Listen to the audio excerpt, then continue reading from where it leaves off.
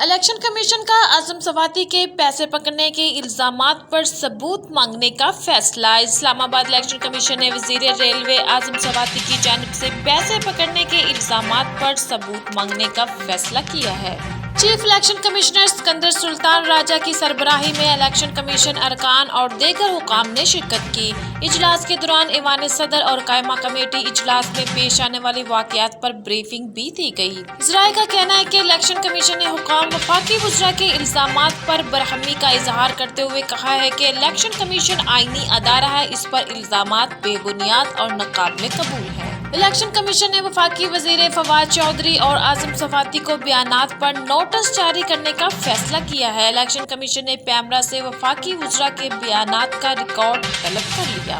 واضح رہے کہ 10 ستمبر کو وزیر ریلوے اعظم سواتی سینٹ کی قائمہ کمیٹی پر برائے پارلیمانی امور کے اجلاس میں الیکٹرانک ووٹنگ مشین کے معاملے پر الیکشن کمیشن پر برس پڑے تھے۔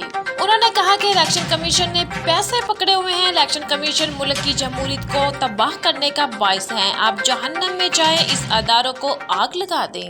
وفاقی وزیر اطلاعات فواد چودھری نے کہا کہ ایسا لگتا ہے الیکشن کمیشن اپوزیشن کا ہیڈ کوارٹر بن گیا ہے۔ چیف الیکشن کمیشنر کو سیاست کرنی ہے تو استعفیٰ دے کر عہدہ چھوڑے اور الیکشن لڑے۔